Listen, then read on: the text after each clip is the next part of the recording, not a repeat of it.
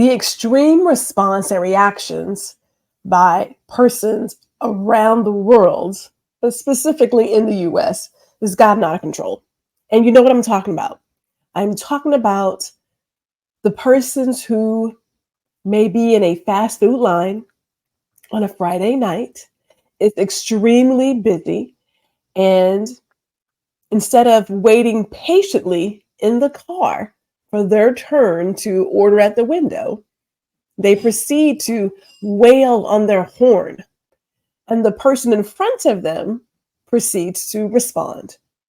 And before we all know it, there are two customers literally having a physical altercation in the fast food drive-through. This is the same people who, when they go inside a restaurant, if they are not seated together within a certain amount of time for their party of 20 or more without a reservation, they proceed to attack and assault the person who is managing the front of the house. These are extreme situations that shouldn't be, but for one reason or another, they are becoming far too common. Now, in my opinion, I believe it stems from one thing. Well, primarily one thing, and that's emotional intelligence, or should I say, the lack of.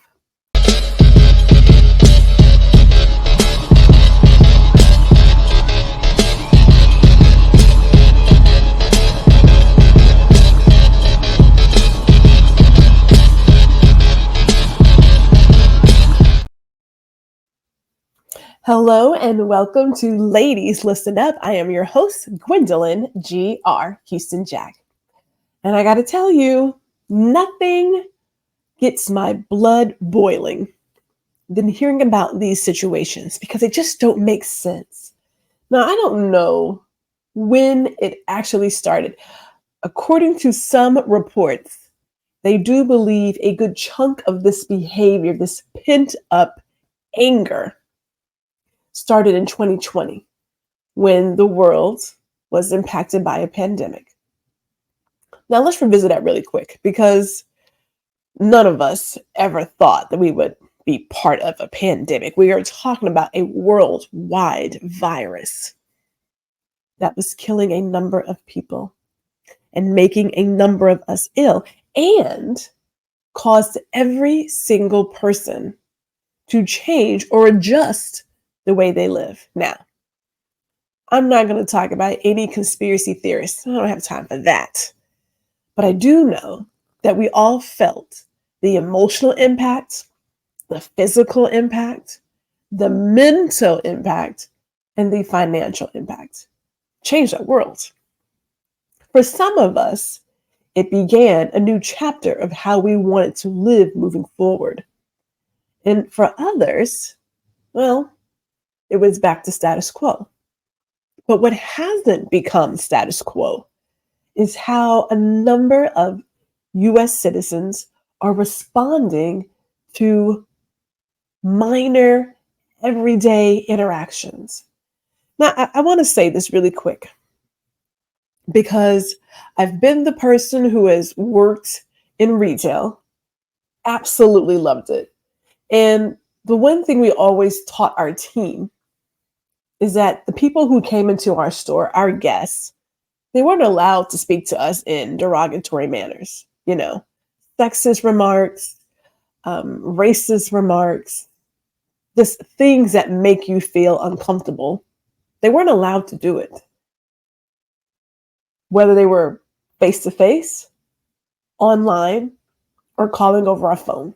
We did not allow that behavior. And I'm going to say allow because you can, of course, block someone from stepping on your property.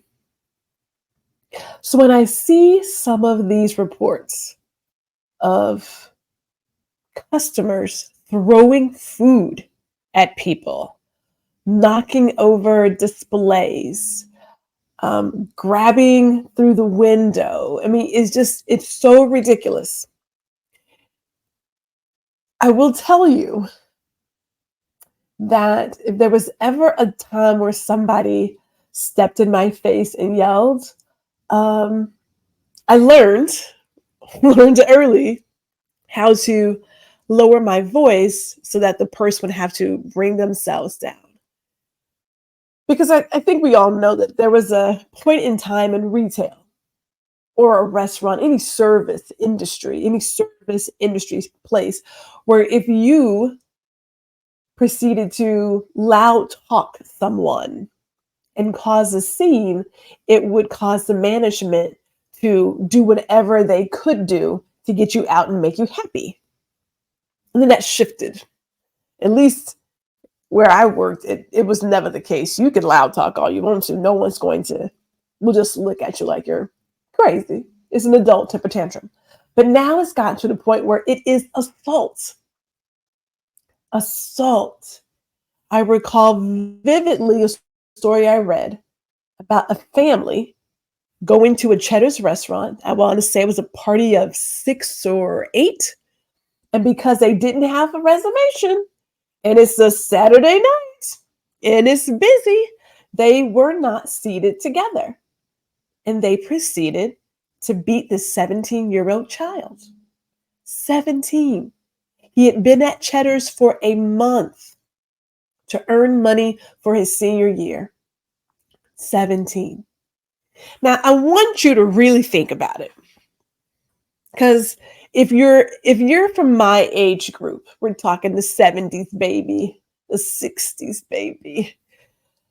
I can't even think of a time where we even had the thought of behaving that way in public, or as they say, the gumption to attack another person without any fear of the consequences. It's assault. Assault equals jail time. And that young man, yeah, I would sue them for everything they own. I would make sure that my senior year was paid for and a little bit of college or whatever he wanted to do was paid for. Where do we get the idea that putting our hands on other people and destroying someone else's property is the way to respond when we are disappointed? Now, I didn't get the ages of all of these stories I have read about, and you don't have to go far. You and I both know that you can tune into TikTok or Instagram, Facebook or YouTube, and you can see these people behaving badly. And you say to yourself, what would I do? Or maybe that's just me, because I've been in the service industry, right? And I do know, I know myself extremely well that, as I have shared before on another social media platform, that when a customer was really getting out of pocket, I put myself right in their face. I will tell you now, yes, I was written up for that decision, but in the moment, it made sense. Never touched her, but yeah, we clearly did not follow company policy. Let me just say that. So let me go to that, right? Because we can't control what happens around us. When we leave out of our doors every single day, we are not guaranteed to return home. We want to, we hope that we do.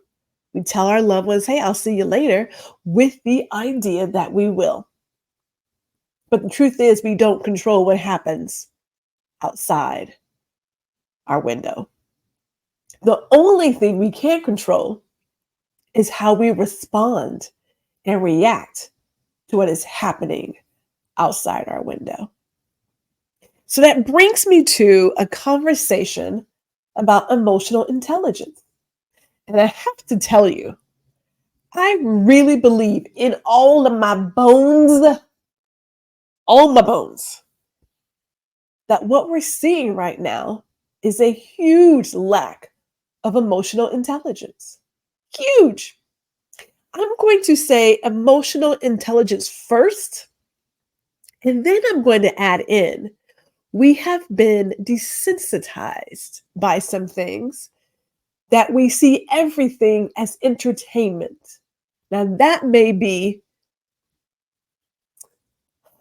it may really speak to a certain segment of our population because of age, but I'm going to leave that one for later. Let's talk about emotional intelligence really quick. When I became a sales trainer and had to start traveling for the company I worked for at that time, I picked up a book about emotional intelligence. Now, we love to promote geniuses. They're good in math, they're great in science, they're great in reading, they have the arts. But there are so many geniuses that go unnoticed. And with that, we put a lot of emphasis on our IQ, right? The intelligence, book smart, but no common sense. Your emotional intelligence really speaks to how you respond to what's going on around you. It looks at your self awareness or lack thereof. It also has a place where you hold yourself accountable for your behaviors. It's huge. I mean, major, major. So I figured if I'm going to start working with other people as a coach, as a trainer, I need to understand, what does Gwendolyn do? How do I react and respond to various situations? Do I fully understand disappointment for myself? Not that my perspective on it makes a difference for Bobby, but it can. Knowing how to control these emotions when things are going out of pocket makes all the difference, especially as a trainer, a coach, or an educator. It's all about communication, how we communicate, not just being heard, but hearing the other person as well. So we started the journey years ago. If I have to put it down into, I'm going to say 2005.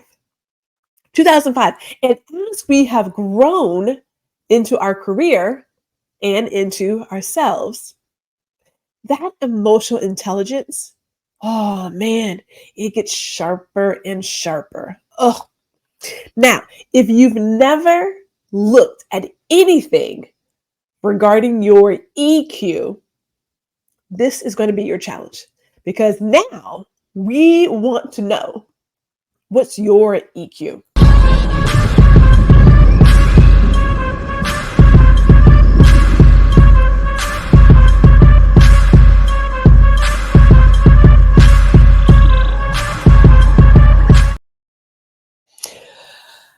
There is I guess you call him a motivational speaker. Well, he's not really motivational. He's really more like for teams, but I'm going to say motivational just to make it easy for us to understand. His name is Adam Smith. God, he is amazing. He's an ex-Green Beret, big buff guy, but he's got some wisdom, especially for teams. And he shared this quote where he said, "Facts are not feelings, and feelings are not facts." Now, I know that sometimes we get into our feelings. We'll be in a moment and we are in our head and we're like, we go from 0 to 60. I know this person did this. I know they saw me there. I think they did it on purpose. Let me give you a prime example because I've done it myself, but this is where the EQ comes in. I was in a store shopping. There is an elderly woman. She's older than me. I'm going to probably say maybe 60, 70. And she's managing the registers. Now, there is a lady on this one side, and then there's a lady on the opposite side because they have two sides. So she helps the lady on the other side. Great. And I'm over here waiting for her because somebody was just there. I pulled up and, she never turns around. She proceeds to go about her business. As a matter of fact, she left the register. And I thought to myself, I know this lady saw me. I know this lady heard me. When she turned to walk back, she noticed me and said, "Oh my goodness, I'll check you out." And I was like, "Okay, yeah, great." Now, in my head, I'm thinking, I know this woman just saw me here. I know she did. And then I noticed her hearing aid on the side where I was. Now, if you don't have any loved ones who have hearing aids, I'm going to give you a little tip.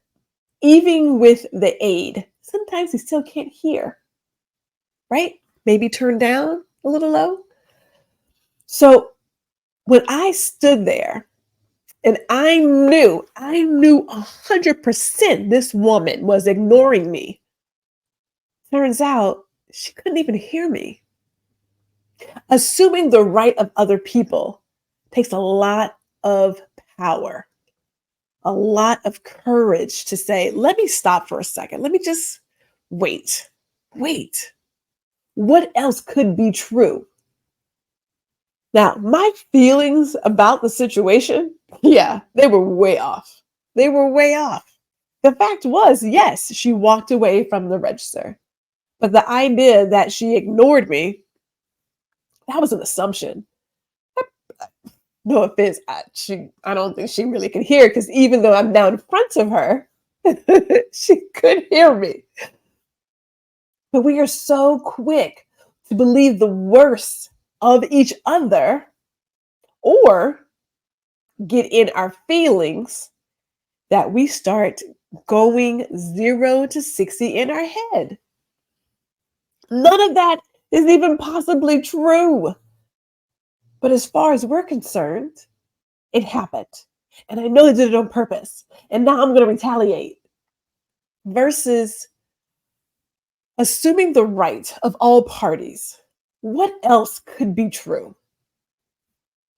What else? Now, I am not saying that when you're not feeling something funny, that you shouldn't trust your gut.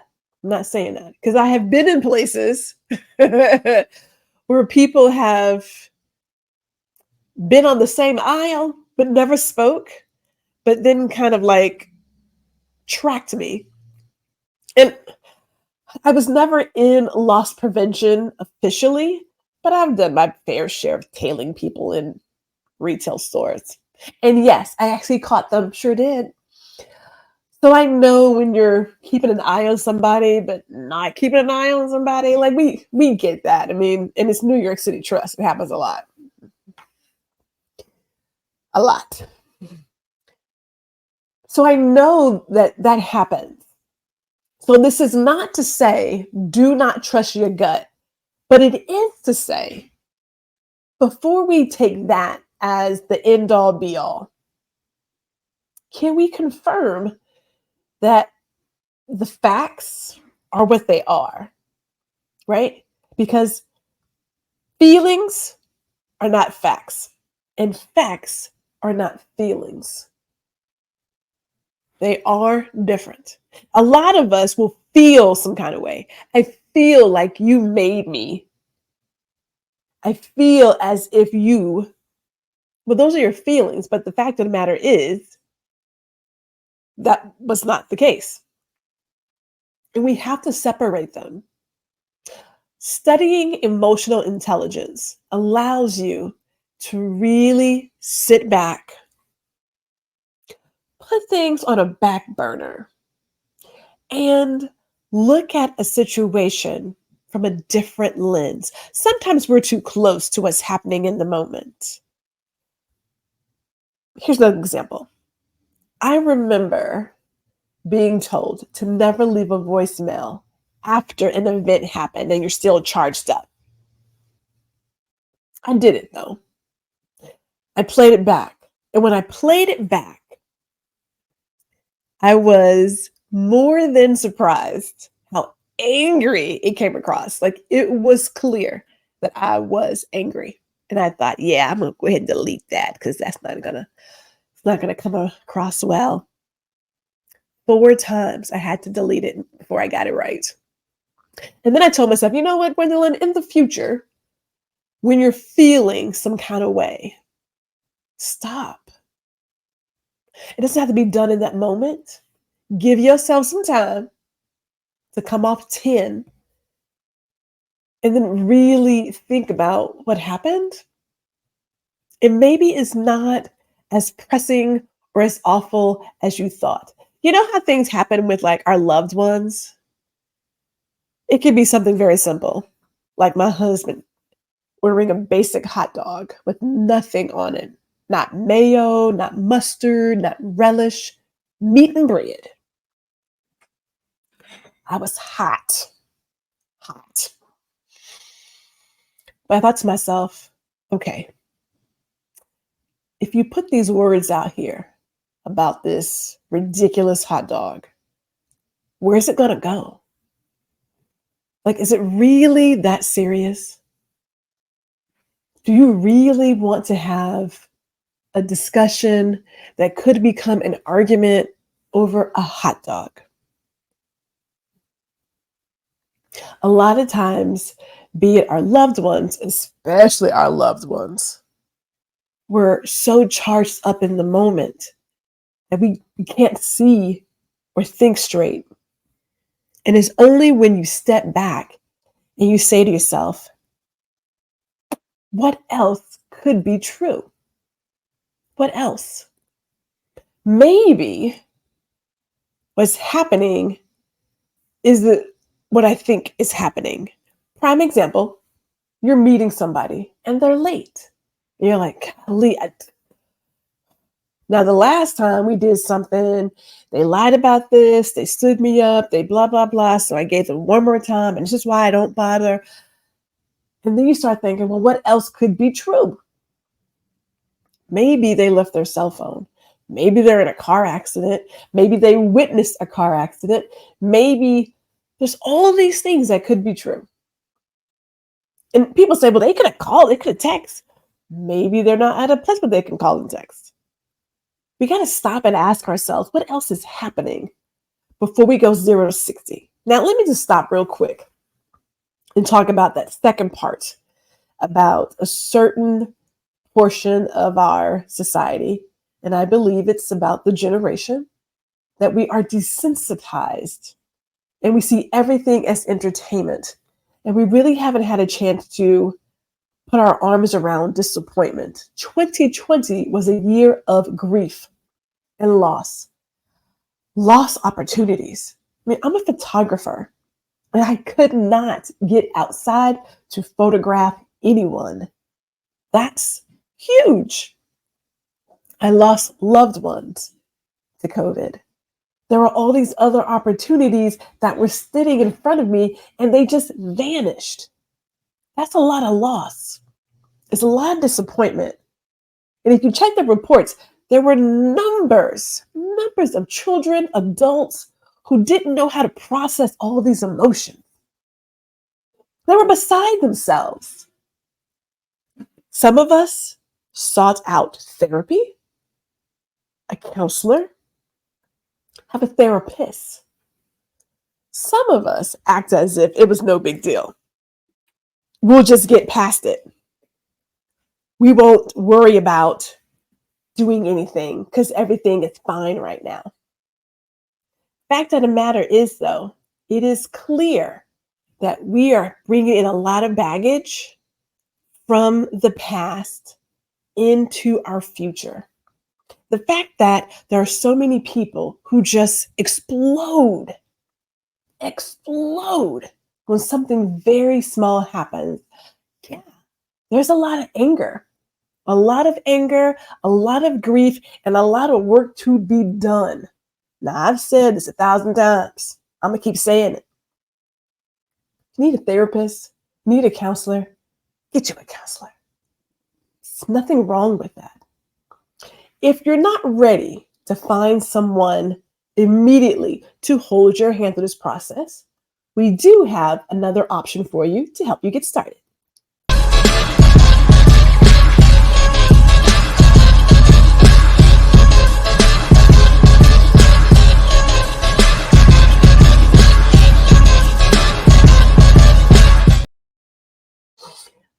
All right.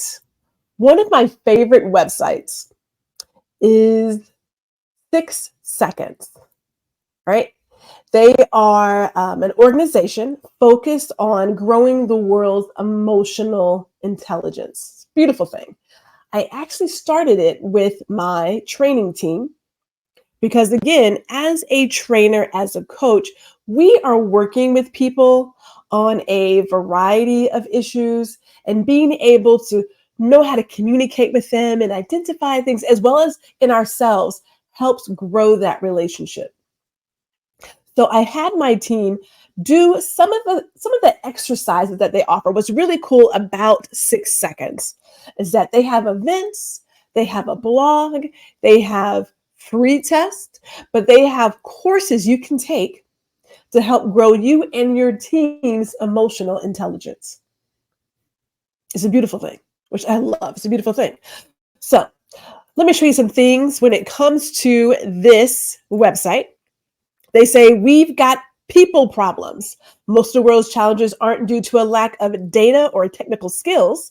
They're emotional and relational. Stress and complexity are on the rise, and well being and employee engagement are falling. It's time for more people skills. That it is. This is when we brought EI into our organization. One of the things you can do if you decide to go with 6 Seconds, and it's 6seconds.org, is that you can start with one of their tests, do an assessment, and see where you fall. And you might be surprised. You may be pleasantly surprised where you fall. It's so interesting how we take these tests and all the little things come up. I remember taking one clearly years ago, and one of the issues I was dealing with was a fear of success, not a fear of failure. People are like, oh my God, I'm afraid. No, no, no, no, no. I find success far more scary than failing. Failing is a learning opportunity. You fall down, you get back up, you figure it out. What if you're so successful you can't meet other people's expectations? You can barely meet your own. I know. It's it's in there. The cool thing, is you can sign up for their newsletter and get plenty of information about emotional intelligence. And then you can also, if you have the time, you can join one of their mini webinars. They do plenty of events all the time. So I highly suggest that you look at 6seconds.org. And it is, just to make sure I get it right, because sometimes I forget, it is www.6seconds.org. Emotional intelligence makes the biggest difference. It speaks to how you relate to other people. It speaks to how you communicate, but it can make all the difference in your relationships, not only with your colleagues, but with your loved ones and with yourself. It is about self-awareness and self-accountability. How do you handle all of what's going on outside your window? How do you handle disappointments? How do you handle grief? This is life, y'all. This is life. And I don't know about you, but it doesn't seem to be getting any easier as we go along the road. I will tell you this, though. When you start the journey, you may find yourself becoming, I don't want to say addicted, but you'll find yourself sharing what you've learned and what you've discovered with those who are close to you. And if they are somewhat similar to you, because your tribe is your vibe, then maybe you all can take that journey together. So, as we like to say, give yourself the space and grace to grow and learn.